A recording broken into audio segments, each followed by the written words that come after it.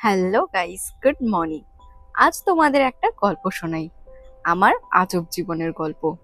চিরাচরিত ব্লগার তো আমি কখনোই ছিলাম না, তাও মাঝে সাঝে একটু আধটু চেষ্টা করি ব্লগার হওয়ার। কতবার ভেবেছি অন্যদের মতো ডেইলি ব্লগ করব, সারাদিনে তারা কি কি করে সেই রকম আমিও আমার কাজকে তোমাদের সামনে তুলে ধরবো, কিন্তু কাজের চাপ এতটাই যে রেকর্ড করার সময় পাই না। প্রতিদিন ভাবি সকাল থেকে সবটা রেকর্ড করা শুরু করব, বাড়ি থেকে আসা, পার্লার খোলা সবটা, কিন্তু কোনোদিনও পেরে উঠি না।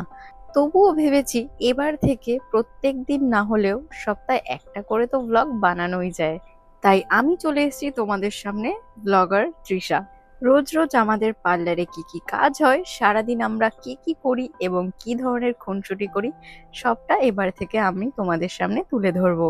এবং আমাদের পার্লার থেকে তোমরা কি কি সার্ভিস পেতে পারো এবং আমরা কি ধরনের সার্ভিস প্রোভাইড করি, সবটাই তোমাদের সাথে শেয়ার করব।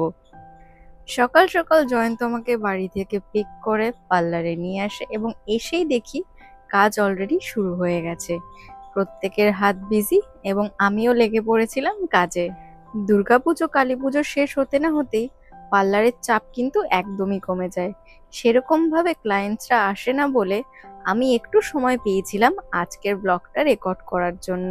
যেহেতু আমার নতুন বিজনেস, আমি তাই এখনো জানি না কোন কোন সিজনে কিরকম ভিড় হয়, কিন্তু কয়েকদিন ধরে দেখছি যে বিকেল পেরোতে না পেরোতেই পার্লার কিন্তু একদমই ফাঁকা হয়ে যাচ্ছে।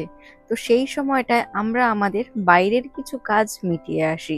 পুজোর কাজের জন্য যেহেতু আমাদের ক্রিমের সব স্টক খালি হয়ে গিয়েছিল, তাই আমি আর জয়ন্ত চলে গিয়েছিলাম আবার স্টক তুলতে। নেল এক্সটেনশনের জন্য আমার কিছু নতুন নতুন নেল পলিশের কালার্স এবং ক্যাটাই পলিশ স্টক করার ইচ্ছে ছিল, তার জন্য নেল পলিশের দোকানেও চলে গিয়েছিলাম। এবং আমাদের পার্লারের জন্য অনেক দিন ধরেই একটা নতুন জিনিস নেব ভাবছিলাম, তো তার জন্য আমরা কিন্তু চলে গিয়েছিলাম সেই দোকানটাতে। সামনেই শীতকাল, পেডিকিওর ম্যানিকিওরের চাহিদা তো বাড়বেই, তার জন্য আমাদের পার্লারে আমরা কিন্তু পেডিকিওর ম্যানিকিওরের জন্য পুরো একটা সেট নিয়ে এসেছি।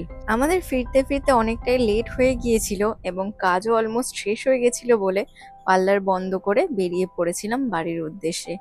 বাড়িতে যাওয়ার পথে আমার ভীষণ বিরিয়ানি খেতে ইচ্ছে করছিল, তাই রাজবাড়ির বিরিয়ানির সামনে দাঁড়িয়ে একটু বিরিয়ানির গন্ধ নিয়ে বাড়ি চলে গিয়েছিলাম।